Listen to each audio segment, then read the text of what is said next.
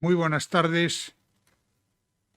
Para el Aula de Cultura del Diario Montañés y el Ateneo de Santander, es un honor tener hoy aquí,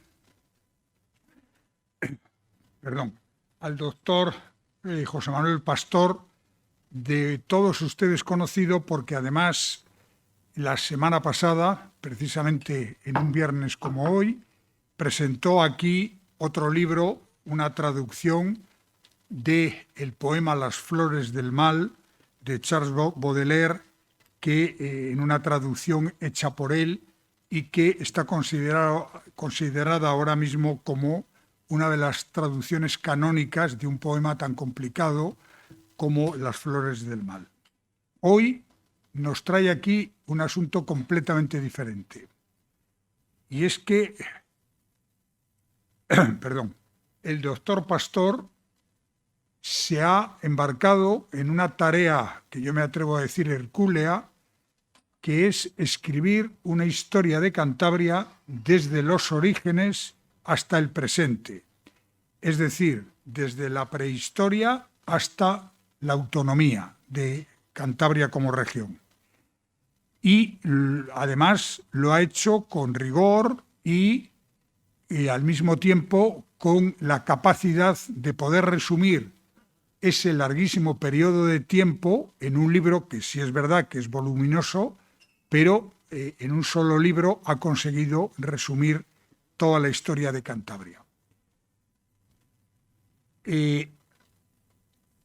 Dicen las normas canónicas que las autocitas no son convenientes.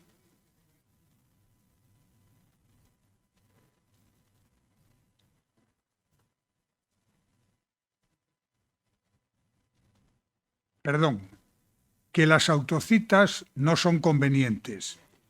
Pero, dado que el doctor Pastor tuvo la audacia de encargarme a mí el prólogo, pues me tengo que autocitar para hablar de este libro a través de algunas de las frases que se escriben en el prólogo de La entidad de Cantabria, el libro que hoy se presenta aquí.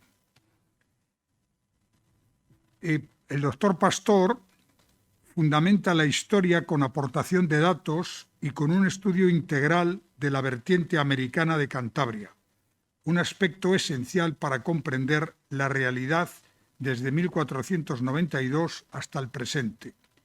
Lo fundamental es que José Manuel Pastor aúna en esta historia el conocimiento acumulado por diversos historiadores y lo hace de manera que trabajos monográficos de enorme interés se conecten entre sí para ofrecernos algo esencial, la panorámica general de nuestra tierra desde los tiempos remotos de Altamira hasta el siglo XXI, en el que la tecnología ha transformado el mundo y a sus habitantes. Pero sobre todo creo que es importante destacar de este libro que el autor ha huido de cualquier sectarismo para poder presentar un relato basado en hechos y siempre contextualizado de manera que resulte más sencillo asimilar el devenir de diferentes acontecimientos. Quiero resaltar, digo yo en ese prólogo, el capítulo 3 dedicado a valles y villas que abarca un extenso periodo de tiempo, quizás más oscuro y con menos fuentes documentales, sin el cual es difícil entender la propia idiosincrasia de los habitantes de esta tierra estrecha. Además, creo que este libro se ajusta al canon que definió en su momento el escritor e intelectual Stefan Vicenzi, que decía que hay dos clases de historia. Una te ayuda a comprender y la otra te ayuda a olvidar. La primera te ayuda a ser una persona libre y un ciudadano libre. La segunda ayuda a la gente a manipularte. Una es como la astronomía y la otra como la astrología. Y creo que en este caso el doctor Pastor ha conseguido hacer como he dicho antes, un relato de la historia de Cantabria muy ajustado a los hechos, a la realidad, a las fuentes y, lógicamente, tiene una instrumentación bibliográfica de enorme interés, puesto que el doctor Pastor tiene una paciencia infinita y una capacidad de trabajo en paralelo, y por tanto ha sido capaz de leer numerosísimos libros sobre la historia de Cantabria para escribir este libro que hoy se presenta aquí, La entidad de Cantabria. Termino para dar paso al doctor Pastor para que nos hable de este libro y de la historia de nuestra tierra. Pero sí me gustaría resaltar que, lógicamente, cuando uno se pone a leer un libro como este, la tentación siempre es ir al final, en este caso, a la historia más reciente de nuestra tierra. Y ahí hay algunas frases que yo creo que definen muy bien la evolución de nuestra tierra desde el siglo XX hasta lo que llevamos del siglo XXI, es decir, los últimos 120 años, y yo creo que lo que se desprende es que estamos en una provincia, antes, ahora región, pero al final el territorio y los habitantes seguimos siendo los mismos, que está en franco declive. No hay más que ver los datos y algunos que nos aporta el doctor Pastor. Pero, sobre todo, creo que lo que indica es que si va a ser necesario, y yo le animo a José Manuel a que se anime a hacerlo, escribir ya con mucho más detalle y profundidad la historia de la autonomía de nuestra tierra los últimos 40 años, y máxime ahora, en estos días, que estamos cumpliendo precisamente los 40 años de la aprobación y entrada en vigor del Estatuto de Autonomía de Cantabria. Yo ya sin más les voy a dejar con el doctor Pastor, únicamente decirles dos cosas. La primera, saludar a quienes nos están viendo a través del sistema streaming, en transmisión en directo por ordenador y tabletas, y a ustedes decirles que este libro se está vendiendo en la entrada y que cuando terminemos la conferencia del doctor Pastor y el posible posterior coloquio, él estará aquí encantado de firmarles a ustedes este libro. Y yo ya sin más pido un aplauso para el doctor Pastor, que va a empezar su disertación.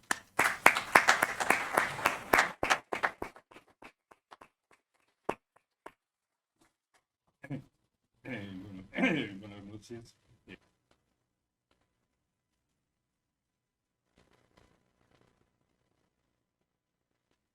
Y ahora por lo que acabas de decir, que quitando lo del aplauso, en fin, es de agradecer. Bueno, y gracias a todos ustedes por haber venido, pues porque si no, esto no tendría mucho sentido. Bueno, para empezar, yo el libro lo llamo La entidad, no me atrevo a llamarlo historia, porque tampoco recoge todos los aspectos de lo que ha sucedido por aquí, ¿no?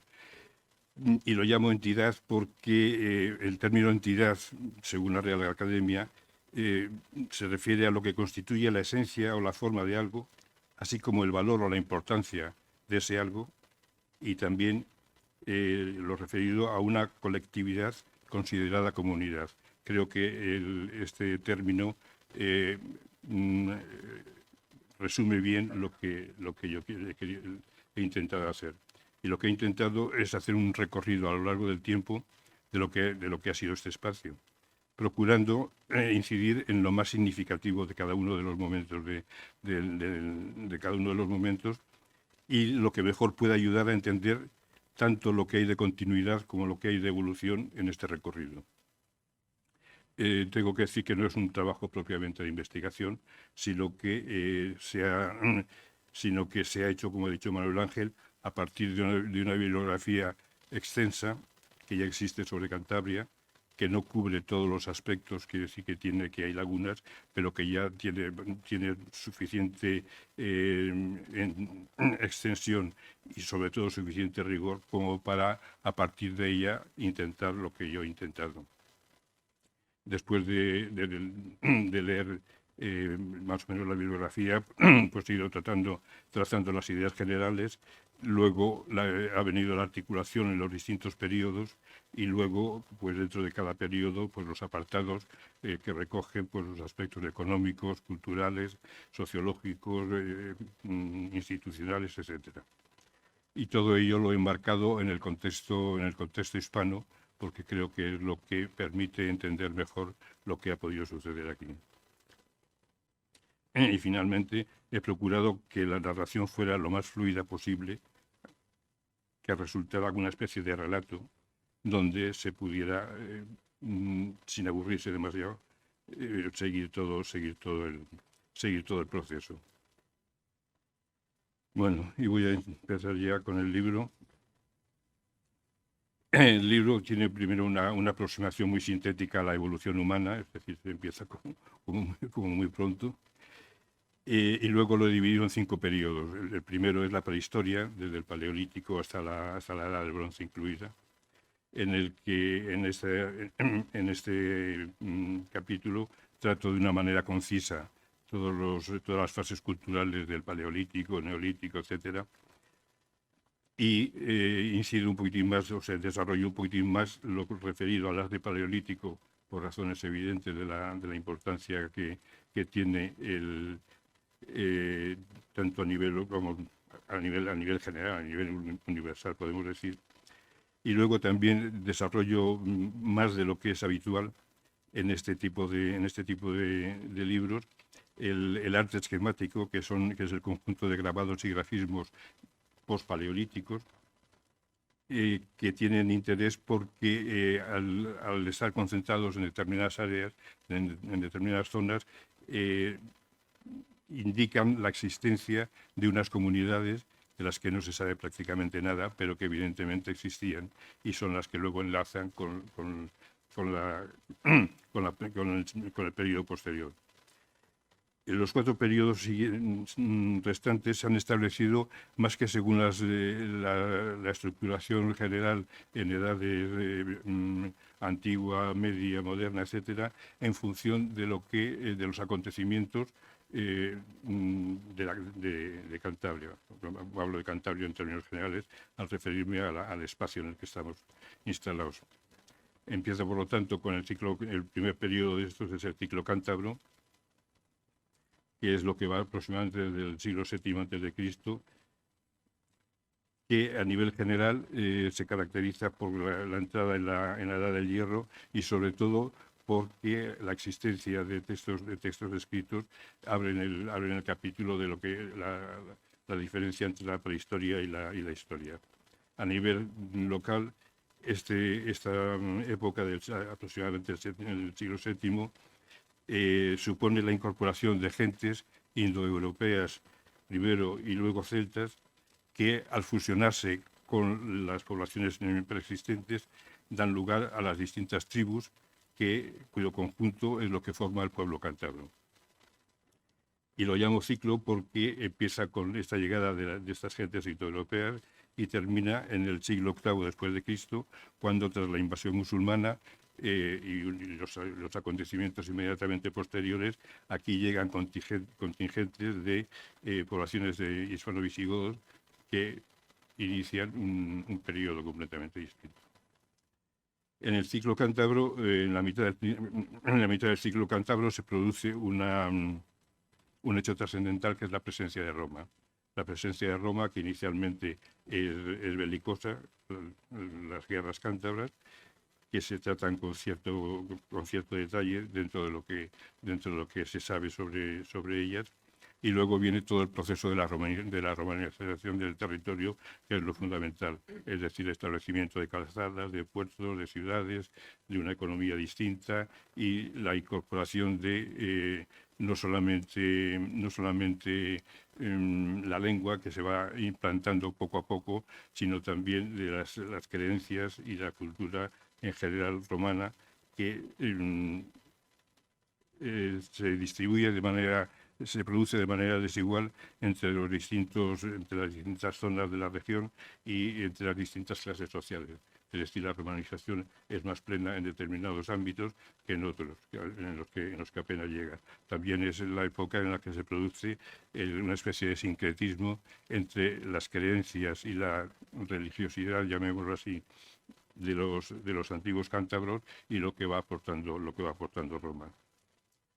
En el siglo III después de Cristo ya, el influjo de Roma va desapareciendo por los problemas del propio imperio, y entonces claro, aquí se sigue una evolución en la cual el idioma se va implantando progresivamente, empieza a difundirse el cristianismo y se entra en una fase que se llama un periodo oscuro, porque desde la llegada de los bárbaros a la península se entra en un periodo muy oscuro del que no se sabe prácticamente nada, que termina cuando el Leovigildo, el rey visigodo, toma Maya el año 578, me parece que es, en el 574, y entonces empieza una época que podemos llamar en la que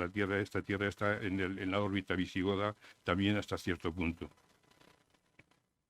pero durante la cual en un momento de la evolución del reino visigodo se establece el ducado de Cantabria, que es algo que no está demasiado bien conocido ni demasiado bien definido, pero que se extiende por una zona que llega hasta la Rioja, y del cual lo poco que se sabe es que una de las cosas que se saben es que en el momento de la llegada de los musulmanes, quien estaba al frente del ducado era el duque Pedro, que va a ser el padre del primer rey de Asturias, que es Alfonso I.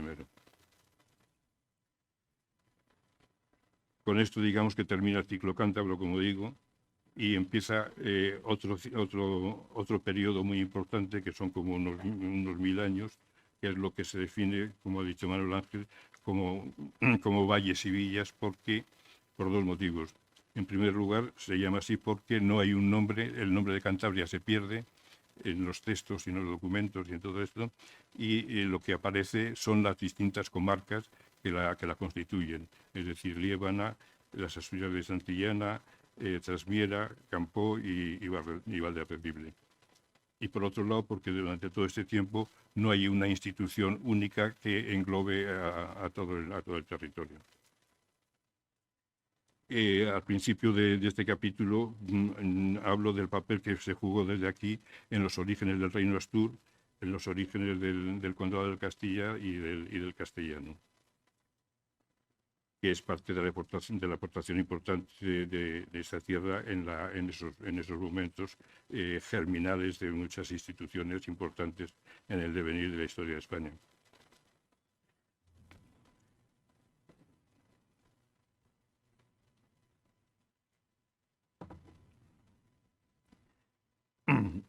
En las fases iniciales de este periodo lo que se produce es la ocupación total del territorio por parte de las gentes hispano-visigodas que se trasladan aquí. Se va ocupando todo el espacio por parte. Bueno, se me ha olvidado decir que durante este tiempo el cristianismo se ha implantado definitivamente, cosa que fue un proceso muy lento y que las creencias antiguas tardaron mucho en desaparecer. Pero ya una vez establecido totalmente el cristianismo, se asiste, como en todos los sitios, a la creación de numerosos monasterios que son muy activos en el tema este de la ocupación del territorio y la roturación de las tierras y todo esto. No solamente intervienen los monasterios, sino también intervienen grupos familiares extensos, particulares y todo esto. En este momento es cuando empiezan a surgir las aldeas y las primitivas asambleas de vecinos. La sociedad se estratifica en función de la propiedad de la tierra. las familias que antes eran extensas se hacen nucleares, es decir, se va conformando poco a poco una sociedad distinta. En la fase siguiente, hasta finales del siglo XII, es el momento en el que es más perceptible la importancia y la influencia de los monasterios. En cada una de las comarcas se establecen monasterios que van a ser predominantes, pues, por ejemplo, en Liébana, Santo Toribio y Piasca, en las Asturias de Santillana, Santa Juliana, en Trasmiera, Santa María del Puerto, en Campó, Cervatos y Elines, en fin.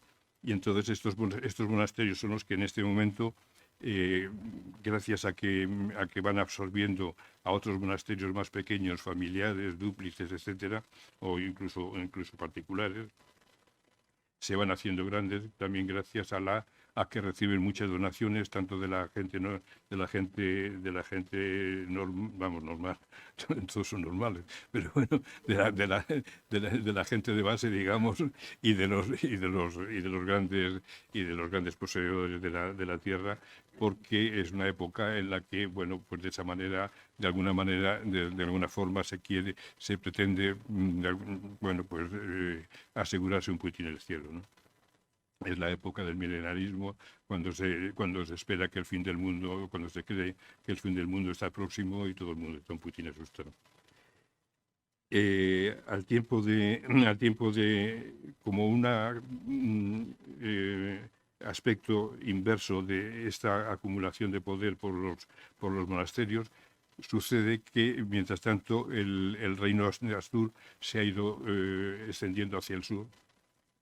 Han aparecido a lo largo del camino de Santiago todos los burgos importantes y, en definitiva, el poder y las instancias del poder se han ido hacia el sur.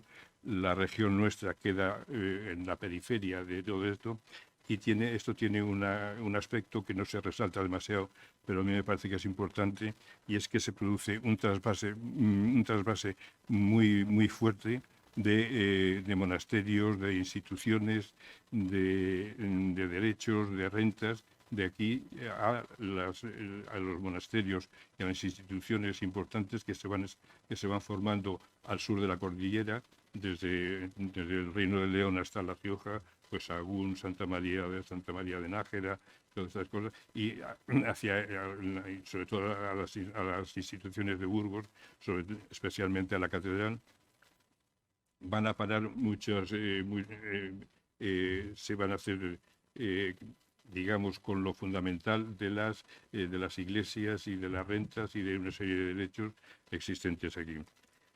Pero a mediados del siglo XII, el otro aspecto importante que sucede es que Alfonso VIII concede los fueros a cuatro enclaves costeros, que luego serán villas, que son Castro, Santander, Laredo y San Vicente.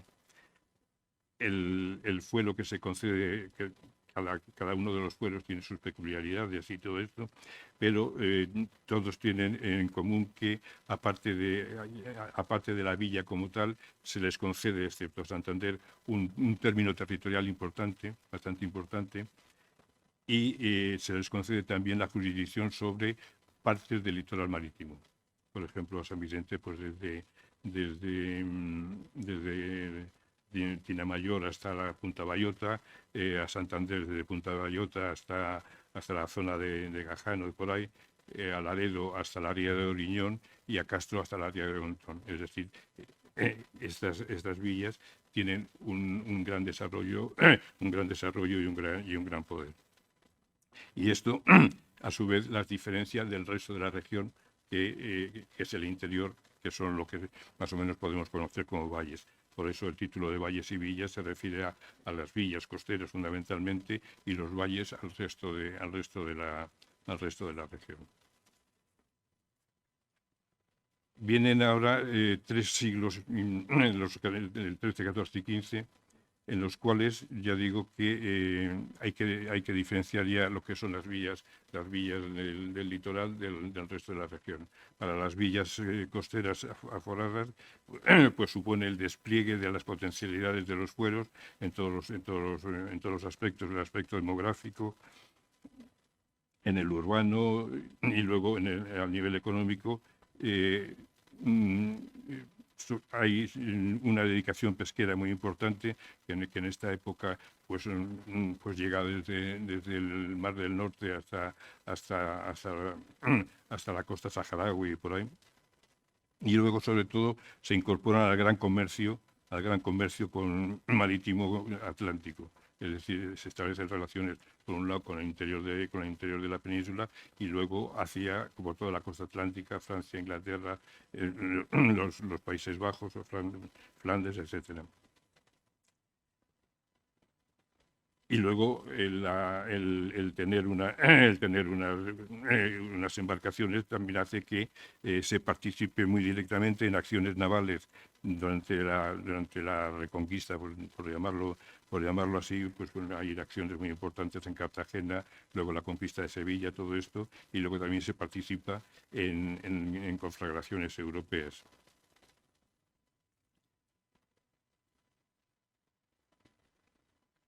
Los fueros también establecen la estructura de los concejos de cada uno de estas villas, que pasan enseguida a ser dominados por los linajes que se forman en ellas, y los del común, el resto de la gente, intenta tener participación en esos consejos, fundamentalmente a través de las cofradías de la gente del mar en general. Y en el medio rural, en esta época, ya ha desaparecido el influjo de los grandes monasterios y viene la época de predominio de los laicos poderosos, ¿no?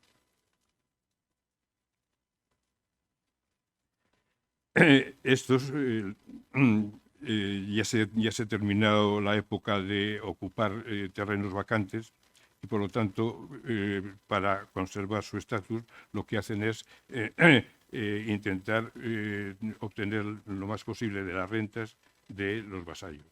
Estamos en una época feudal, es un contexto totalmente feudal, y viene pues eso, la presión de los poderosos sobre el resto, de tal manera que aquí siempre parece que hubo un gran porcentaje de pequeños propietarios libres.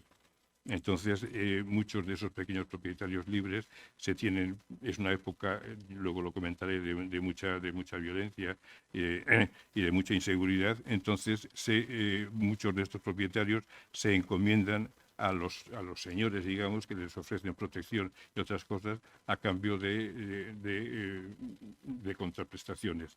Pero lo que se da aquí, más que en otros sitios, es una especie de institución que es lo que se llama la benefactoría o la behetría, que permite a esta gente que se encomienda, estos vasallos, conservar determinadas prerrogativas y determinadas libertades. De la que más se habla es que les permite, que tienen derecho a cambiar de señor cuando les parezca oportuno, cosa que es muy bien relativa, pero bueno. Son también estos años en los que se produce en cada comarca y en cada región y en cada el desarrollo de los linajes que van a protagonizar este tiempo. Dentro de los linajes les hay de muchos niveles, pero bueno. Y luego otra cosa que se da, que es muy importante, y es que la monarquía tiene dificultades, la nobleza es cada vez más fuerte, y entonces obliga a los reyes a hacerles concesiones, algunas puramente territoriales, pero otras muy importantes, que son las jurisdiccionales. Es decir, hay señores ya de la alta nobleza, por decirlo, por entendernos, a los que se les da jurisdicción sobre un territorio. Es decir, el rey pierde parte de la esencia de lo que es una potestad pública y cede parte de esa potestad pública a determinados señores, sobre todo la potestad judicial. Entonces, pero en esta época también, en el medio rural, es cuando los concejos empiezan a afianzarse, empiezan a afianzarse los concejos como la manera de organizarse y de gobernarse estas pequeñas poblaciones, que se dice siempre que hay que son consejos, lo que se han llamado los consejos abiertos, que esto se da sobre todo en las pequeñas poblaciones, y en el resto los consejos están pues bastante protagonizados por los dominantes de cada demarcación, ¿no? Pero también los concejos tienen otro aspecto muy importante, y es que son los poseedores, digamos, o los que controlan una serie de bienes comunales fundamentalmente, que son del común de la gente. Estos bienes comunales, esto es una cuestión que viene de muy atrás, la existencia de estos bienes comunales, que son sobre todo montes y espacios de cultivos y cosas de estas. Un aspecto interesante de estos consejos de esta época, aproximadamente del siglo XIV por ahí, es que los pequeños consejos se van agrupando entre sí, porque por las cosas que tienen en común. Algunas de ellas son también espacios de montes y de estas cosas, y luego porque les conviene para establecer para mejorar su vida. Esto se llaman las entidades supralocales, que son agrupaciones de concejos que en cada demarcación se llaman de una manera. En Liébana y en Asturias de Santillana se llaman valles, en Campo y en Valladolid se llaman hermandades, y en Trasmiera se llaman juntas. Pero todas tienen un poquitín, tienen ese significado de agrupación de consejos para un mejor manejo de sus cuestiones, y porque comparten determinados bienes. Y luego este es un tiempo que está muy marcado por la violencia. La violencia la ejercen fundamentalmente los poderosos, que son los que tienen los instrumentos para ejercerla, y la ejercen y la manifiestan tanto entre ellos mismos, disputan entre ellos mismos, como ejercen esa violencia sobre el resto de los vasallos. Y se dan incluso auténticas luchas banderistas. Es decir, por ejemplo, en Trasmiera, que es donde es mejor conocido esto, hay dos clanes fundamentales, digamos, el de los Pires y el de los Negretes, que chocan entre ellos en muchísimas ocasiones. Contra estos intentos de los poderosos por presionar a los vasallos, la defensa que tienen estos es la que se establece en función de los derechos de los que les estaban desposeyendo, y hacen sus reclamaciones ante la justicia real.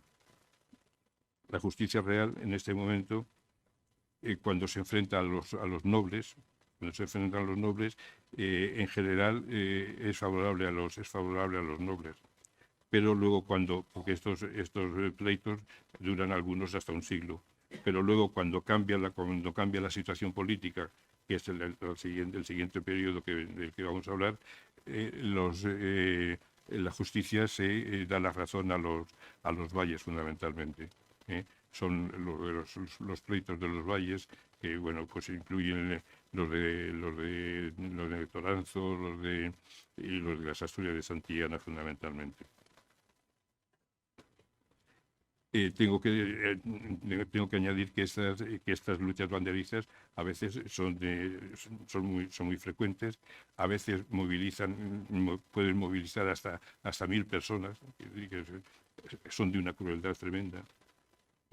Y hay un párrafo que quiero leer, porque lo define muy bien, mejor de lo que yo lo estoy diciendo, que viene en un libro que se llama Los recuerdos de la Villa de Laredo, en el que dice: pavorosa lucha de vecino a vecino. No hay romería sin muertos, caminos sin cruces, casas sin llanto, espesura sin temor, sombras sin miedo. Eso creo que da una idea bastante precisa de lo que era la violencia en este tiempo. Luego damos un paso adelante y llegamos fundamentalmente al reinado de los reyes católicos, que lo va cambiando todo. A efectos de lo que nos interesa ahora, por un lado está el descubrimiento de América, es decir, el horizonte americano. Luego la perspectiva europea, porque llega la Casa Habsburgo al Reino de España, y entonces la Casa Habsburgo tiene muchas posesiones en el resto de Europa, y entonces es cuando la monarquía española se hace tan poderosa. Y luego otro aspecto muy importante es que con la época de los reyes católicos la nobleza no desaparece, pero se embrida. Así como antes decía que los reyes muchas veces no tenían poder suficiente frente a los nobles y tenían que pactar con ellos y tenían que hacer toda una serie de concesiones, como por ejemplo lo que he dicho de las jurisdicciones. Ahora esos nobles están más controlados, y por eso decía antes que ya en esta época los pleitos que se plantean ante la justicia real suelen ser favorables a los vasallos, digamos. En el medio rural hay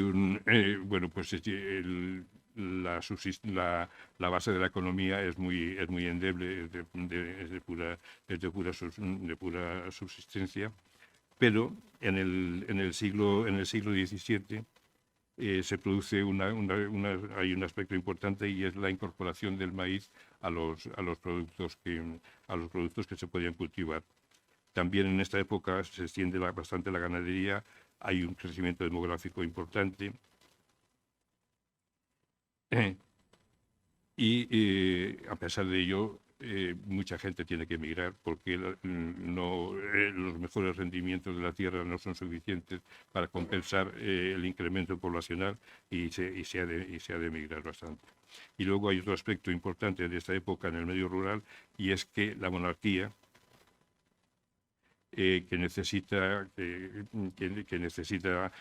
armarse y tener barcos y esto para competir con el resto de Europa, con los ingleses y todo esto, tiene dos proyectos que repercuten directamente en Cantabria, que son los proyectos navales y los proyectos armamentísticos.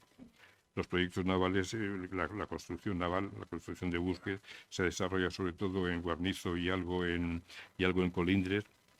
Y la industria armamentística es fundamentalmente de cañones y municiones que se producen en los altos hornos que se crean en Liérganes y en La Cavada.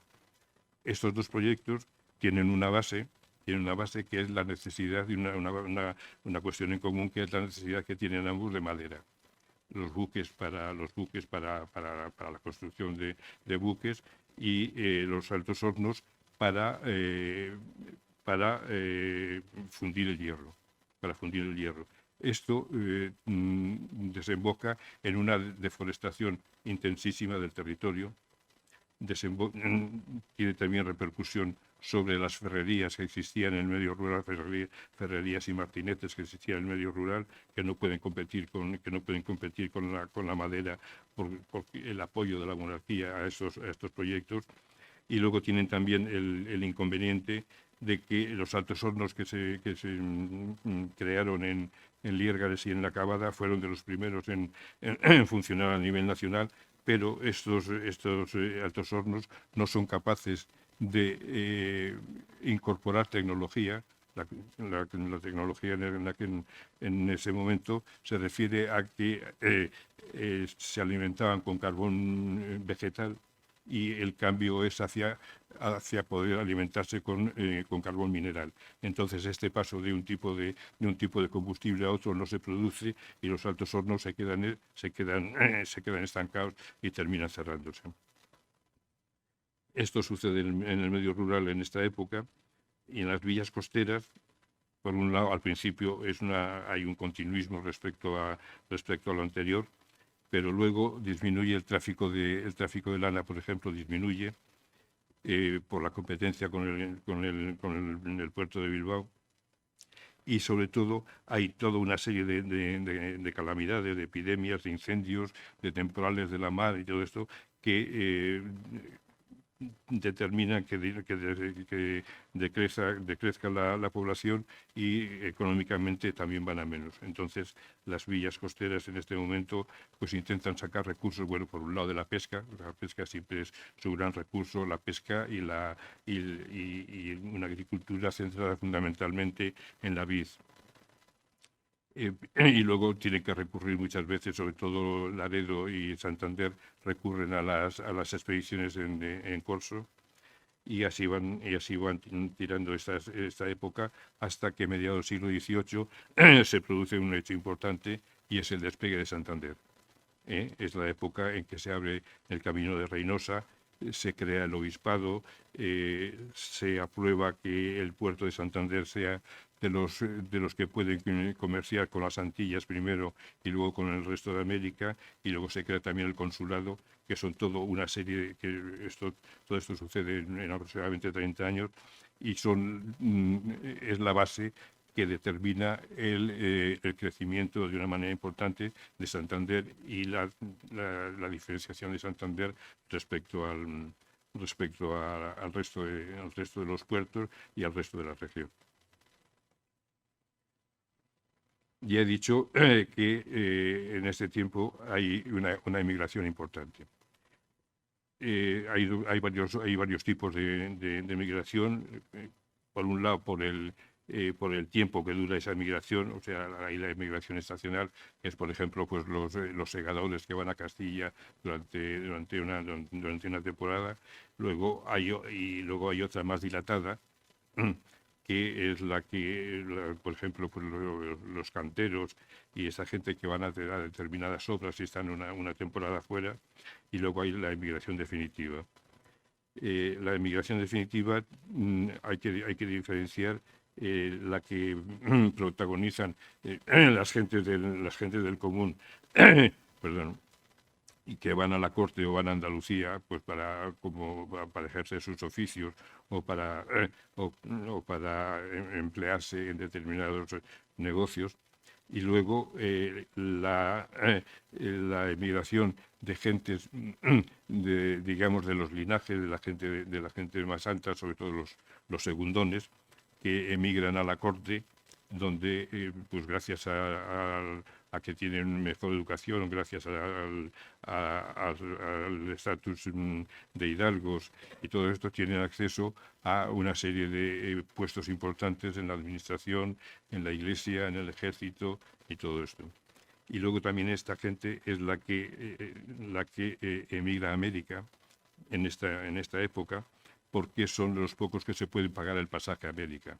Y entonces en América también, bueno, pues ocupan toda una serie de puestos importantes en la administración, en el ejército, y entonces tanto unos como otros lo que aportan a la región es una parte muy importante de la economía. No hay cifras conocidas, pero lo que está claro es que toda la gente que sale contribuye de una manera importante al desarrollo de la región. Y no solo eso, sino que todos los que salen, el salir les permite desplegar una serie de capacidades que de haberse quedado en la tierra no habría podido desplegar. Me refiero fundamentalmente a la arquitectura. Todos sabemos lo de los canteros transveranos y cosas de estas, pero muchos de esos canteros se convierten en maestros de obra y en arquitectos, bueno, según lo que he entendido en lo que era en la época, que bueno, pues llenan media Castilla de construcciones importantísimas. Y Portugal, porque está por ejemplo no solamente el Juan de Herrera, sino Juan del Castillo, que fue activo sobre todo en Portugal y tiene, no sé si son 4 o 5 obras suyas que son patrimonio de la humanidad, patrimonio de la humanidad. por ejemplo, los Jerónimos y otras cosas por el estilo. Pero aparte de estos dos, hay toda una serie una serie importantísima de arquitectos o maestros de obra de los que se habla con un cierto pormenor en el libro. Luego hay otro capítulo que es la literatura. La literatura, hay toda una serie de literatos que, desde Rodrigo de Reynosa, Antonio de Guevara, todo esto, de la época del siglo de oro de la literatura española, hay tres personajes fundamentales que son Lope de Vega, Quevedo y Calderón de la Barca, que no son nacidos aquí, pero porque sus padres emigraron a Madrid, es decir, que están directamente relacionados con la tierra y hablaron mucho de ella y formaron, ya comprenderéis que son de los más importantes del siglo de oro. Y luego, después de ellos, sigue habiendo otros literatos importantes hasta el Telesforo Trueba. Luego, otra gente de las que al salir aportaron mucho al conjunto de la nación fueron los que participaron en la empresa americana. En la empresa americana se participó tanto en la conquista como en la época de las exploraciones. Luego hubo muchos navegantes, empezando por Juan de la Cosa y otros que aportaron muchos conocimientos teóricos por un lado y tienen obras importantes recogiendo cosas que sucedían allí, por ejemplo, recopilaciones de lingüística, recopilaciones de leyes, de las leyes que existían allí en las distintas zonas de América y todo esto. Y luego también hay personajes que son importantes a nivel de la gobernación del reino, como pueden ser los hermanos Acevedo de Hornayo, como puede ser el padre Rábago, como puede ser Pedro Ceballos, etcétera. Es decir, al salir no solamente contribuyeron al desarrollo de la región, sino que contribuyeron al desarrollo general del país de una manera importante. Y luego de esta época quería subrayar también la parte institucional.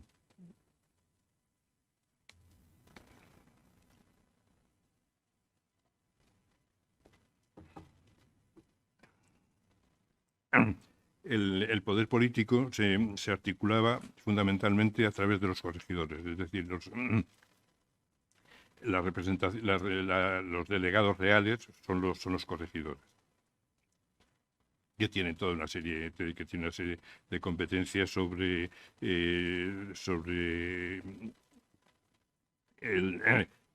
la justicia, sobre la recaudación de impuestos, sobre el estímulo de determinadas infraestructuras, sobre todas estas cosas. Y hacen llegar, claro, lógicamente, todo lo que se decide a nivel central. Hay dos tipos de corregimientos. Unos los señoriales. Ya he dicho que se establecieron una serie de señoríos jurisdiccionales, entonces estos señores nombran sus propios corregidores. Fundamentalmente son los Mendoza, en Liébana y en la zona de Miengo, y luego los Velasco en la zona de Soba y de Ruesga. Pero aparte de esos corregidores señoriales, hay los corregidores reales, de los cuales hay dos corregimientos reales. Uno está en Campó y luego el otro, el más importante, es el corregimiento de las 4 villas con Trasmiera, que abarca todo lo que entre Asturias y Vizcaya no es señorial. Ya digo que esto es lo fundamental del poder establecido, digamos. Frente a ese poder, no frente exactamente, pero en buena medida sí, desde la base territorial de los concejos y las entidades supralocales que he comentado antes, se da un paso integrador más, de tal manera que en las distintas comarcas, en Liébana, en Campó, en los 9 Valles y en Trasmiera, se crean unas instituciones distintas, nuevas, que son las juntas generales. estas juntas generales que abarcan estas comarcas, y luego hay otra junta general de las 4 villas, como 4 villas específicamente. Son de alguna manera emanación de los concejos de las entidades supralocales y tienen toda una serie de atribuciones pues en defensa de cuestiones que son comunes a todas ellas, de defensa de derechos y de derechos que les correspondían y que podían estar siendo eclipsados, y luego tienen un aspecto también importante, y es que intentan contrapesar el poder real y el poder de los corregidores cuando se extralimitan en sus atribuciones. Es decir, es una especie de contrapeso a los poderes que vienen de arriba. Y entonces esta es una fase más de integración de los territorios. Y luego tienen interés también estas juntas generales, porque de 2 de estas juntas generales se intentan establecer una unidad mayor que correspondería a la provincia, a lo que se llama entonces el cuerpo de provincia. Hay 2 intentos de unión de todos estos, que son un primero en 1627, un intento de la Junta General de las 4 villas, que quieren que sea todo el corregimiento el que se constituya en un único cuerpo de provincia. Esto se empiezan las gestiones, pero no se aprueban las ordenanzas y por lo tanto decaen. Y luego, 50 años después, hay otro intento, que es el de las Juntas Generales de los 9 valles, que en 1778 se reúnen en Puente San Miguel para intentar lo mismo, pero más amplio incluso. Y esto es lo que ahora se conmemora en el Día de Cantabria, en julio, a finales de julio de cada año.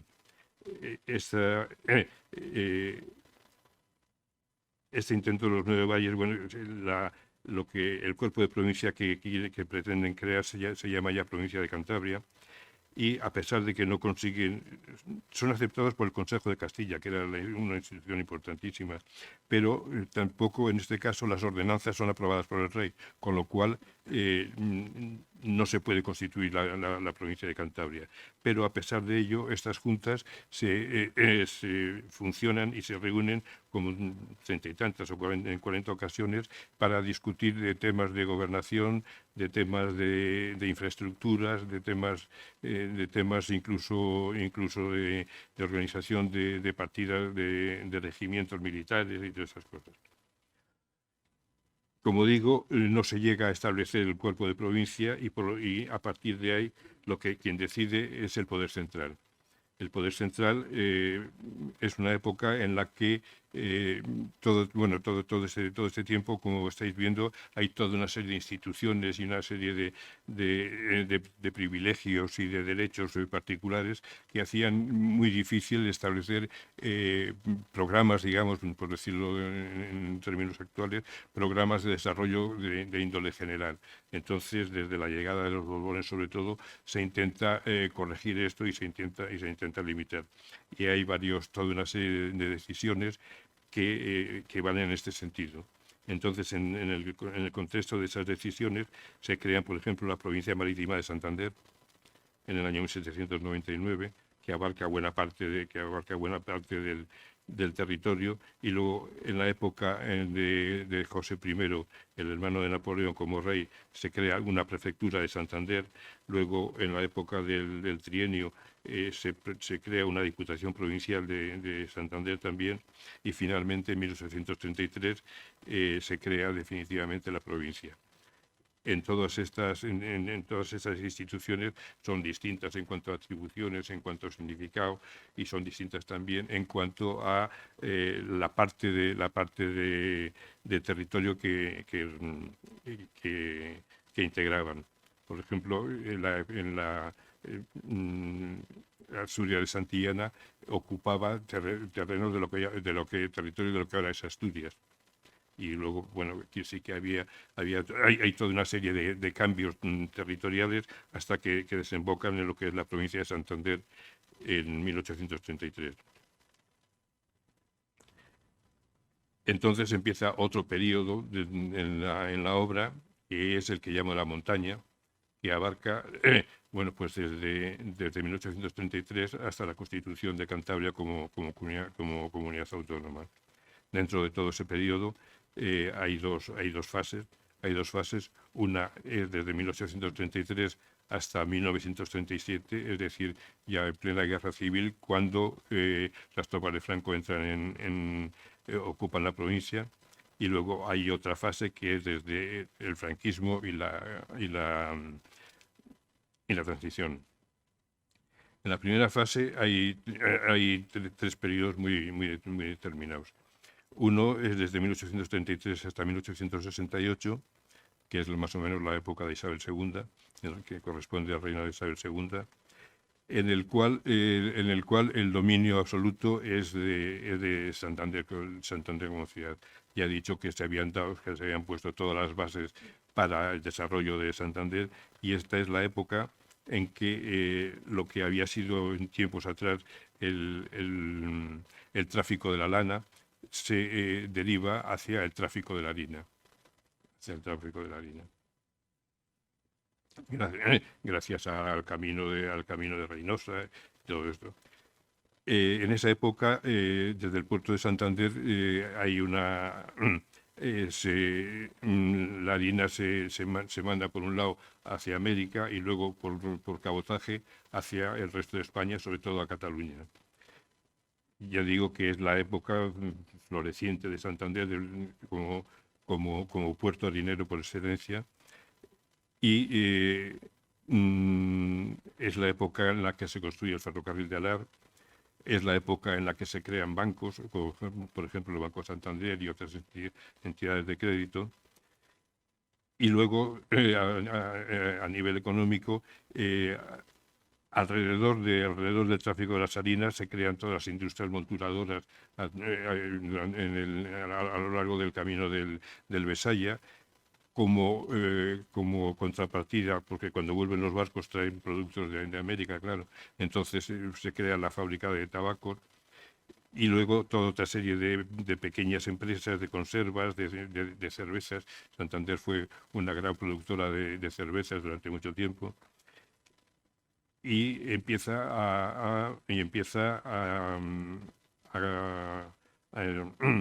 la minería como actividad extractora importante. En el campo, después de la Constitución de 1812, se producen todos los episodios desamortizadores, desaparecen los señoríos territoriales, la propiedad, aumenta bastante el número de pequeños propietarios por roturaciones y por todo esto, y luego se empieza a hablar de la reforma agraria. El campo, que hasta entonces era visto como no era considerado a efectos económicos, la gente de dinero empieza a fijarse en el campo como posible materia, como posible tierra para invertir, ¿no? Entonces se empieza a hablar de la reforma agraria. Con todo esto se empieza a aparecer los asalariados y un embrionario asociacionismo obrero muy limitado, porque se reducía a asociaciones mutualistas, es decir, de ayuda mutua. Y hay un desarrollo importante a nivel de Santander también, que es la creación del Instituto de Enseñanza Media, al cual van a ir los hijos de la burguesía, y es una plataforma para aumentar el nivel cultural de la tierra. Bueno, no he comentado que ahora en esta época, claro, hay unas situaciones políticas muy cambiantes, muy convulsas, muy diferenciadas, y no las voy a comentar, pero en el libro sí que vienen. Y luego otra cosa es que es la prensa. La prensa empieza a aparecer ahora. El primer periódico se crea en 1813, y luego en todo este tiempo, hasta después de la guerra, hay una floración de prensa impresionante. Prensa de todo tipo, hay prensa muy dependiente de los partidos políticos, hay prensa muy dependiente de los factores, muy pendiente, vamos, de los factores económicos, hay una prensa satírica muy graciosa,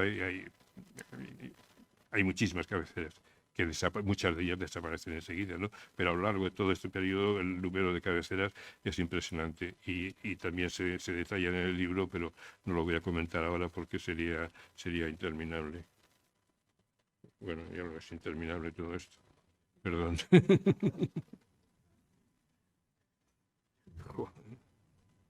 Bueno, voy a intentar resumir.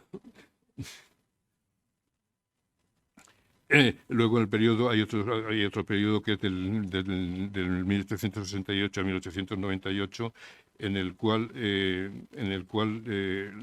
así como antes era Santander la protagonista absoluta, la región cada vez se va incorporando más al conjunto de las actividades. El puerto va declinando algo. La minería se potencia mucho y luego ya se apuntan los tres sectores que van a ser los básicos de la economía regional, que son el alimenticio, el metalúrgico y el químico. En este momento son empresas pequeñas, excepto las forjas de Corrales, son empresas pequeñas creadas con capital regional y con un horizonte regional, ¿no? Pero ya se van delimitando esos tres sectores que luego serán los importantes. Luego también empiezan a potenciarse otros, ya me refiero a la cerveza, pero el textil, el vidrio y el turismo. El turismo empieza a manifestarse en este momento. Es un momento en el que la Diputación se encarga de las infraestructuras y desarrolla un plan bastante bien concebido de carreteras provinciales. Y luego también se desarrolla el ferrocarril de la costa entre Asturias y Vizcaya. En el campo se pasa de la época de hablar de la reforma agraria a decantarse por la opción ganadera, en este momento sin definirse entre dedicarse a la carne o dedicarse a la leche. Y luego también ya se plantea el desarrollo forestal, sobre todo a base de eucalipto. Luego, a nivel social, el obrerismo, claro, con todo esto aumenta bastante. Se crean ya entidades de resistencia, ya digamos, sindicales, por decirlo de alguna manera. Aparece la UGT, hay unos movimientos huelguísticos ya importantes. En la enseñanza también se mejora y luego hay una cosa característica que son los conflictos entre los seculares y de los referidos a la secularización, es decir, la Iglesia tenía una importancia y una intervención determinante, muy importante, no determinante, pero muy importante a nivel general, a nivel político, a nivel de enseñanza, a nivel etno, y entonces hay un movimiento contrario que es el secularizador para que la religión se quede en el ámbito de la religión y no afecte tanto a otros ámbitos. Y eso genera pues, muchos conflictos. Luego es también la época que culturalmente es la época del trío célebre de Amor de Escalante, Pereda y Menéndez Pelayo, Marcelino.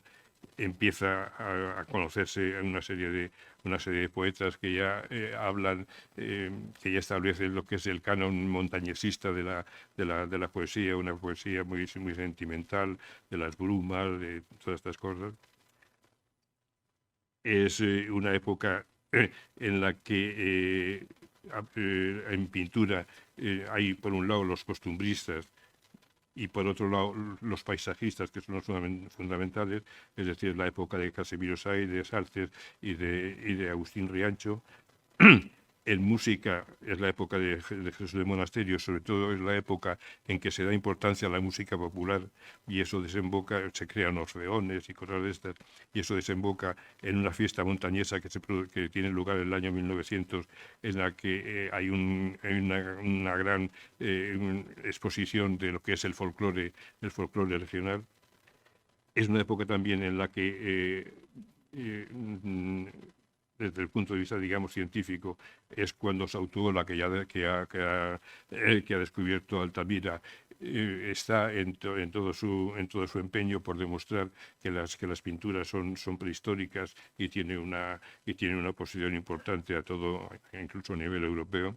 Es la época de González de Linares y también al final es la primera época de Torres Quevedo, que en sus primeros años, hacia el año 1885 por ahí, vive en Santa Cruz de Iguña, en su tierra, y desarrolla sus primeros prototipos de los que luego le hará famoso, como por ejemplo lo de las cataratas del Niágara y tal, y todo esto, los primeros prototipos los establece estando en Santa Cruz de Iguña y hace una prueba entre Silió y la carretera de Alza, algo por el estilo. Bueno, quiero decir, y luego otra cosa importante, y es que hay las primeras manifestaciones regionalistas. Es un regionalismo básicamente cultural, que se desarrolla al tiempo que se desarrollan otros regionalismos en España, en Cataluña, en Galicia, en el País Vasco, en Levante y tal. Y entonces aquí se participa directamente en de ese regionalismo, digamos, cultural. De hecho, por ejemplo, Menéndez Pelayo y Pereda son invitados a los Juegos Florales de Barcelona como mantenedores. Y lo que sucede es que aquí no se da el paso que se da, por ejemplo, en Cataluña, para hacer de este regionalismo, para integrar en ese regionalismo un componente político. Aquí no se va más allá de unos deseos de descentralización y sobre todo de no ser madrileños. Así que ahí el Pereda es muy tenido en cuenta a nivel nacional por una novela que es Nubes de estío, en la cual pues de alguna manera se refleja ese exceso de centralidad de Madrid, y es a lo que la gente se opone. Bueno, paso directamente a la siguiente fase, que es la de 1898 a 1937, en la cual, por decirlo de alguna manera, la sociedad ha madurado totalmente y es una sociedad moderna con todas las contradicciones y con todos los inconvenientes con todas las contradicciones que puede tener. Sobre todo es en el momento en que se conforman definitivamente los tres sectores fundamentales de la economía: la alimentación, el de la alimentación. El de la alimentación viene precedido porque en el campo ya se toma definitivamente la opción por la ganadería de leche. Y entonces, bueno, pues en función de ese desarrollo lechero, se implanta la Nestlé. En la zona de Torrelavega se implantan también muchas industrias, y al final de la época aparece la SAM como una cooperativa de ganaderos que se hace muy importante. En el sector químico pues destaca, claro, sobre todo Solvay, y en el sector metalúrgico Nueva Montaña, que es creación también de los empresarios de forjas de Corrales, los Quijano. Luego se implanta también la naval de Reynosa, la Estándar, y hay toda otra serie un gran movimiento industrial que conforman estas empresas grandes. A su vez van generando la aparición y facilitando la aparición de otras muchas.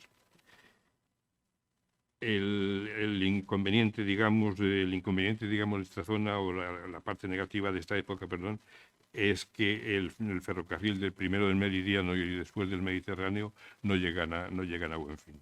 Esto, bueno, pues es algo que seguimos padeciendo. Luego, a nivel social, el conflicto de los clericales y anticlericales continúa hasta la Primera Guerra Mundial. Las sociedades de resistencia aumentan, aparece el anarquismo. Ahí es una época de muchas huelgas. Y luego, como sociedad que está abierta a las novedades. El cine aparece pronto en Cantabria y hay una serie de realizadores muy tempranos, y luego, por ejemplo, también en la aviación pues se está muy al día, digamos, con los Pombo y todo esto.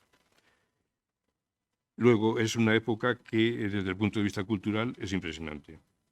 Bueno, es que me voy a extender, perdón.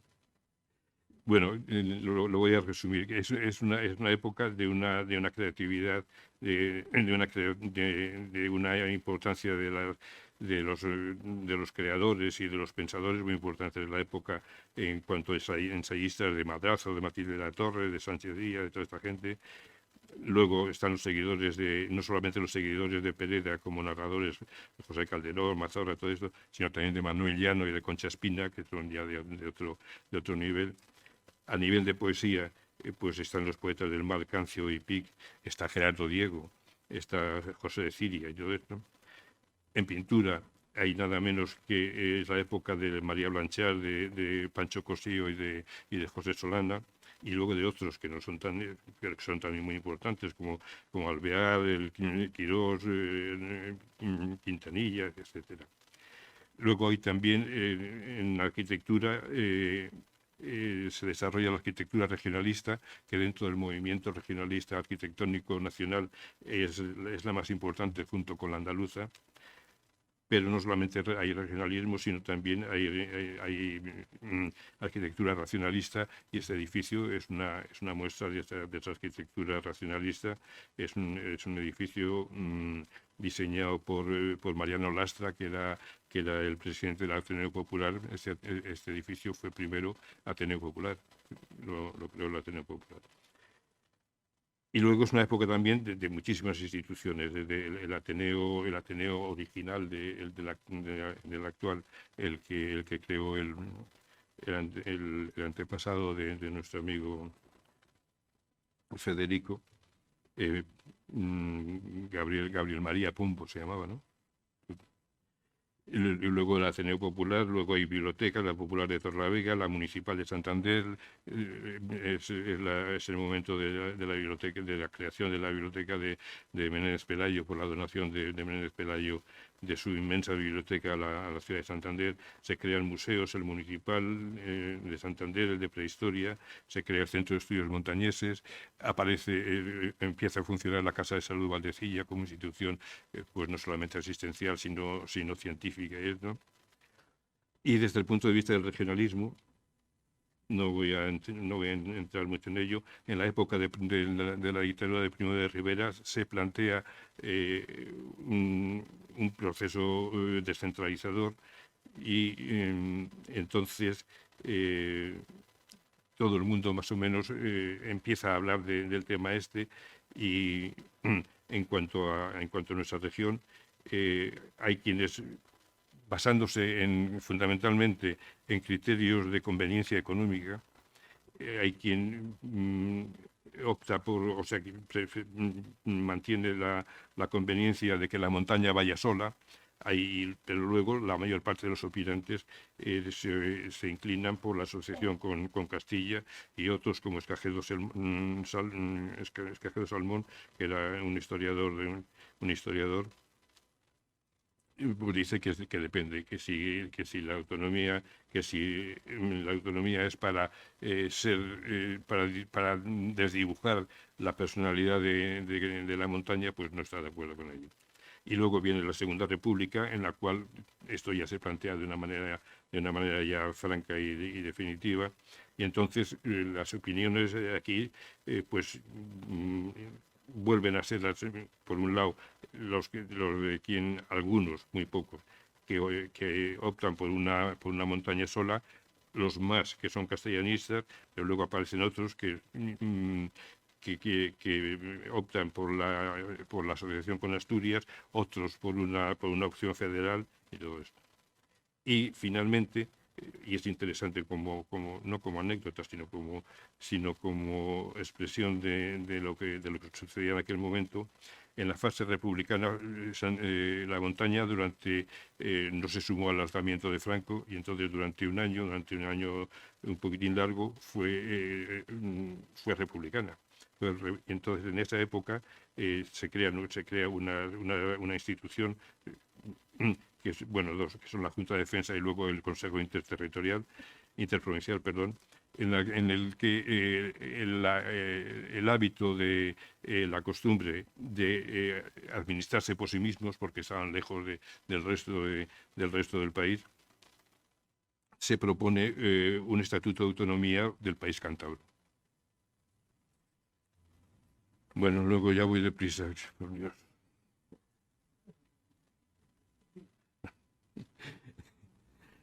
El franquismo tiene dos fases fundamentales, una hasta 1959, que es la fase autárquica, que es lo que yo llamo el tiempo cerrado. Es un tiempo cerrado hacia afuera, que si no se tiene contactos con el exterior, no se tiene, a ver si nos entendemos. Y es un tiempo cerrado también hacia el interior. Al principio del franquismo, pues es la fase represiva fundamentalmente, y luego el poder se establece entre dos ejes, que son el civil y el eclesiástico, de tal manera que el gobernador civil y el obispo pues van juntos a todos los sitios. En la prensa esto se traduce en que lo que había sido la prensa de toda la época anterior, variadísima y múltiple, se reduce a dos periódicos, uno Alerta, el del movimiento, y otro el Diario Montañés, que es el del obispado. Y luego, sobre todo, es la fase de la autarquía económica. En esa fase de autarquía económica, un sistema productivo como el que ya existía en la montaña, muy desarrollado, pues tiene su mejor momento. Es un mejor momento porque claro, son las circunstancias ideales en un sistema cerrado y sin competencia y todo esto, lo que ya está establecido, pues funciona bien. Aparte de que se crean alguna empresa importante, como por ejemplo puede ser Sniece, se fusiona las dos fábricas de los Quijanos, la de Nueva Montaña y de los Corrales. En la alimentación, al principio disminuye mucho la producción láctea, y como a nivel general lo que se potencia es la leche condensada para la alimentación de la gente, tiene que cerrar muchas queserías, y luego se vuelve a haber grandes producciones de leche, y la Nestlé y la SAN pues tiene una época pues muy importante. Luego también las conserveras funcionan bien. Se potencia mucho la construcción debido en parte al incendio de Santander del año 1941. En cuanto a las comunicaciones,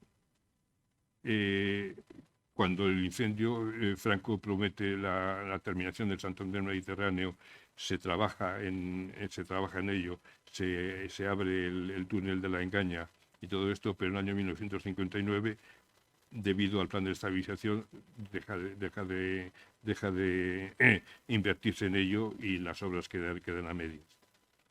Desde el punto de vista cultural, en esta época hay, por un lado, un continuismo representado por el Centro de Estudios Montañeses, el Ateneo y todo esto, y la Universidad de Verano de la época de la República se transforma en la Universidad Internacional Menéndez Pelayo, y luego sí que hay un desarrollo interesante, que es el del Festival Internacional de Santander. Pero al lado de esto hay otro grupo de creadores que lo representa el grupo de Proel, que lo apoya el gobernador civil, el Reguera Sevilla, que es un personaje curioso e interesante. Entonces, Proel tiene dos vertientes, una la poética fundamentalmente, que el representante sería José Hierro, y luego tiene otra plástica, que los representantes en la que tiene mucha importancia la Galería Sur, y en la cual uno de los el más importante es Pancho Cosigo, que participa en el grupo este, pero él en su última época. Y luego vamos a la segunda fase del franquismo, que es la que empieza en 1959 con el plan de estabilización. La economía iba muy mal, la economía autárquica iba muy mal, había una inflación tremenda y eso había que corregirlo, y entonces se va al plan de estabilización. Y luego al que sigue los planes de desarrollo a partir de los principios de los años 60. Es una época mala es una época cuando empieza el declinar de la economía cántabra, sobre todo porque los planes de desarrollo, en los planes de desarrollo, la montaña queda en una especie de tierra de nadie. Por un lado, se estimula a los centros que ya estaban muy consolidados, los de Barcelona, Madrid, el País Vasco, etcétera, que son en los que las inversiones iniciales más rápidamente pueden rendir y pueden ser. Y por otro lado, para equilibrar un poquito el país, los planes de desarrollo se dirigen a zonas poco industrializadas, por ejemplo en Castilla, en Aragón, en Andalucía, en Galicia y tal. Y entonces entre unos y otros la montaña queda en una especie de tierra de nadie. Entonces, sobre todo eso es muy perjudicial para la industria, que no es la industria ya establecida, o buena parte de la industria ya establecida, que no es capaz de asumir el riesgo de la competencia. Todos los ajustes que hace son a base de eliminar mano de obra, con lo cual aumenta el desempleo, lógicamente, y hay una caída muy importante y progresiva del Producto Interior Bruto. Si en el año 1960, es decir, cuando empieza esta época, la montaña era la quinta provincia de España por habitante, cuando termina esa época es la 19. Y eso, de alguna manera, lo que comentaba antes Manuel Ángel, refleja lo que ha sido globalmente. Desde otros puntos de vista, bueno, pues debido a la mala evolución de esto, el movimiento obrero es muy activo, y sobre todo hay una parte del movimiento obrero que es la OAC, que son unos sindicatos de orientación católica, que junto con comisiones obreras que están dominadas por el Partido Comunista, protagonizan toda una serie de huelgas, y bueno, pues hay también por muchas detenciones y cosas de estas. El poder político se desdibuja bastante, el movimiento pierde empuje doctrinal y de todo tipo, y la Iglesia, los obispos que vienen después de Guino y Trecu, son obispos que ya participan en el espíritu del Concilio Vaticano II, y entonces, bueno, pues ya los dos ejes que habían protagonizado el periodo anterior, pues ya se separan. En cambio, quien adquiere protagonismo en este momento es la Diputación, con dos presidentes importantes, que son Pedro Escalante y Rafael González de Echegaray, que consiguen dos logros importantes. Uno es, a nivel sanitario, unir la antigua Casa de Salud Valdecilla, que estaba ya en una fase un poquitín de caída, y la Residencia Cantabria de la Seguridad Social, consiguen, después de unas negociaciones muy complejas y todo eso, unir todo eso en un hospital único, que es el Hospital Universitario Marqués de Valdecilla. Y luego el siguiente paso es en función de que ya existe el Hospital Valdecilla, la creación de la Facultad de Medicina. La creación de la Facultad de Medicina tiene interés por sí misma, y tiene interés porque ya existían otros dos centros de enseñanza superior, que eran la Facultad de Ciencias y la Escuela de Caminos. Entonces, al haber tres centros de nivel superior, eso se pudo crear la Universidad de Santander, que luego se llamó Universidad de Cantabria. Entonces, estos son dos logros de la época esta de la segunda parte del franquismo, que es lo que yo llamo el tiempo poroso. En cultura, bueno, pues el Ateneo tiene una fase muy activa, sobre todo como estímulo teatral y de creadores de cine. Hay un, hay un grupo que no es pro él, pero bueno, de alguna manera, digamos que lo continúa, que es Cuévano. Hay una serie de pintores importantes y luego hay un intento de hacer un cine independiente, pero que no se logra, y al final muchos de los creadores se van de la región. Entonces, bueno, pues llega el 1975, muere Franco, y entonces empieza el periodo de la transición. Aquí la oposición política previa prácticamente se había limitado al Partido Comunista, pero ahora aparece pues, la Junta y la Plataforma Democrática, como en todos los sitios.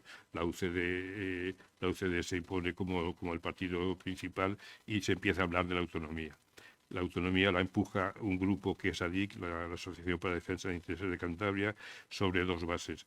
Por un lado, lo que considera que Cantabria tiene identidad histórica suficiente, y luego parte también del declive económico que vivía la región, que creían que la manera de superarlo era... Inicialmente lo que intentan es conseguir un concierto económico similar de las provincias vascas, lo que no se consigue, y luego ya se va a intentar conseguir una nación autónoma. Del resto de las formaciones políticas lo apoya la izquierda, la derecha es castellanista fundamentalmente, y la UCD, aunque al principio duda, pero también es autonomista. Se crea entonces el Partido Regionalista Cántabro de Cantabria para presentarse a las elecciones municipales, porque eran los municipios los que tenían que empezar, los que tenían que tener la iniciativa autonómica. Y al final, bueno, pues no voy a entrar en esto, se describe bastante en el libro. Se llega a la constitución de Cantabria como entidad autónoma hace 40 años. Es muy difícil ya, claro, hablar de este tiempo porque está demasiado cerca, y las perspectivas para un trabajo como este, que es a base de la bibliografía existente.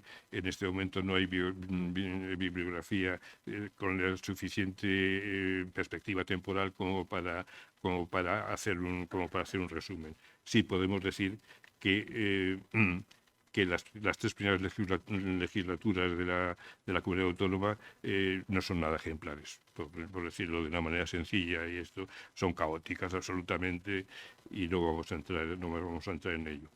Después de esas tres primeras legislaturas, en 1995 hay otras elecciones en las que por lo menos la situación, si no es buenísima, por lo menos se ha normalizado. Se ha desarrollado el estatuto, y bueno, pues con eso... En esas estamos. De toda esta época, quiere decir que hay tres partidos fundamentales, que son el Partido Popular, el PSOE y el Partido Regionalista. Lo que es llamativo es la evolución del Partido Regionalista, que en 1983, en las primeras elecciones municipales, sacó 2 diputados y el 7% de los votos, y en las de 2019, las últimas que ha habido, sacó 14 y el 38% de los votos. Quiero decir que ha sido el que realmente ha crecido en este sentido. En la prensa hay cambios importantes, pero bueno, no lo voy a comentar. Y la economía, pues bueno, lo que ha dicho Manuel Ángel. Yo me he basado en 2 informes fundamentales, uno de 1993 de las cajas de ahorro españolas y otro de 2021, hecho por el Colegio de Economistas y las Cámaras de Comercio de España. Entonces, bueno, pues lo que vienen a decir, tal como yo lo he entendido, es que la caída inicial de 1967 sigue produciéndose, aunque en los últimos años hay algunos datos que han mejorado, y eso yo creo que no se valora demasiado, por ejemplo, en el empleo y todas estas cosas. Algo que ha mejorado en este sentido son las carreteras. Quiero decir que la T clásica de la red de carreteras de Cantabria, el litoral y hacia la meseta, hacia el centro, se han convertido en autovías. En cambio, lo del ferrocarril, bueno, pues ¿para qué vamos a hablar del ferrocarril? Y luego también tiene importancia la Universidad de Cantabria ha aumentado mucho sus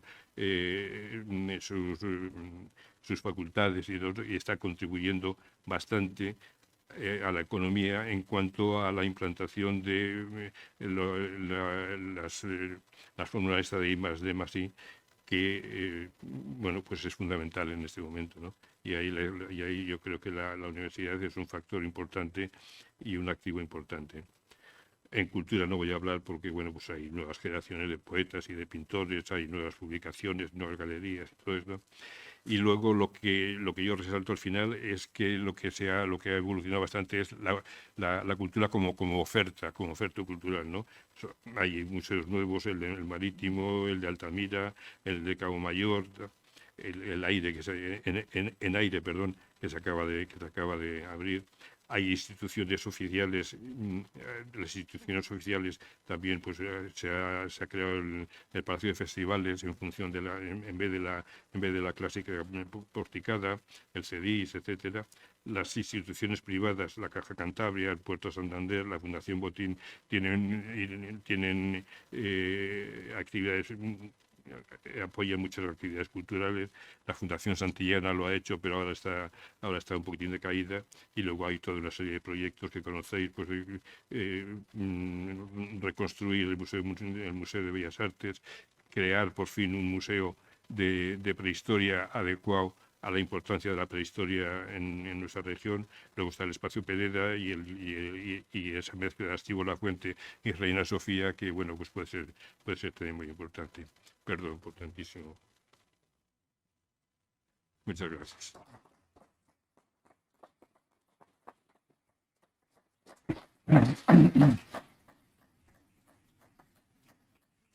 Bueno, muchísimas gracias a José Manuel Pastor, porque ha conseguido algo que parecía imposible, que es resumir unos cuantos milenios en hora y media.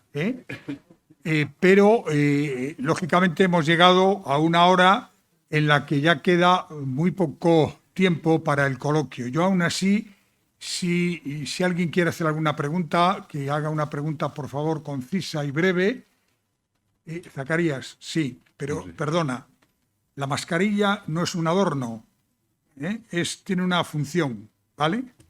Adelante.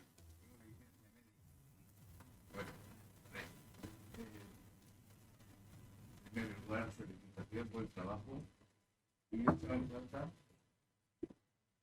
una referencia. Por favor, te colocas bien la mascarilla, si eres tan amable.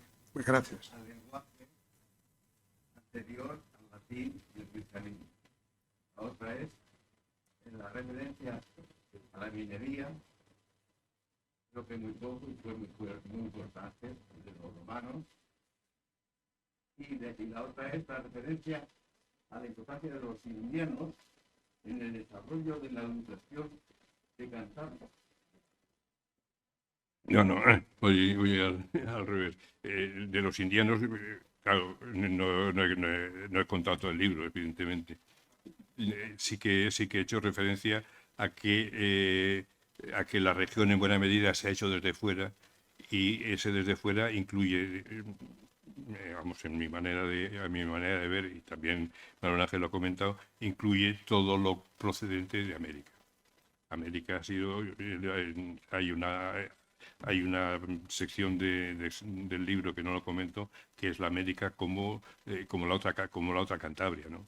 Como la otra Cantabria, que decir que la importancia de lo aportado desde América a la montaña, a Cantabria en general, pues es importantísimo. Es importantísimo. Entonces, en el libro, desde luego, ahora no lo he explicitado porque muy deprisa, pero en el libro, desde luego, eso consta. La minería, me he referido a la minería, no he dado datos ni he dado cosas de estas, pero sí que me he referido a ella.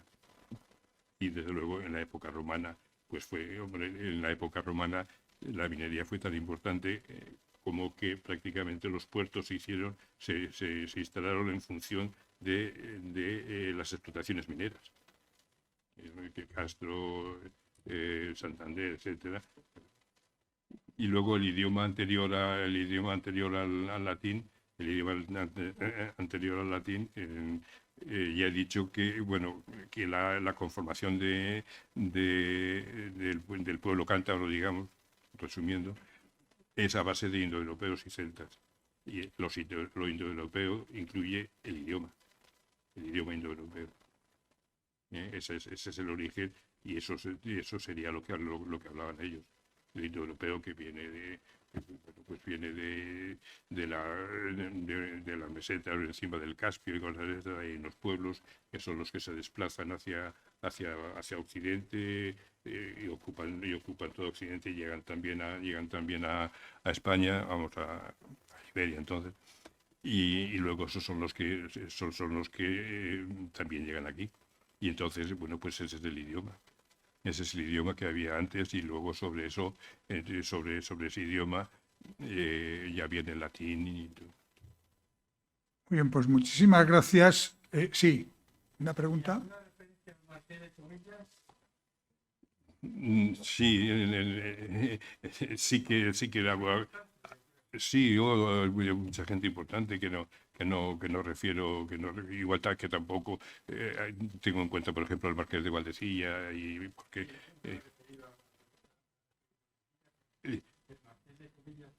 sí, no es que no sea importante, pero que sí que no lo he contado, no he contado todo, sí que fue lo que fue muy importante. Sí. Muy bien, pues muchísimas gracias al doctor Pastor, y decirles que él ahora firmará libros aquí que se están vendiendo en la entrada. Muchísimas gracias, y despidámosle con un fuerte aplauso. ¿Otro?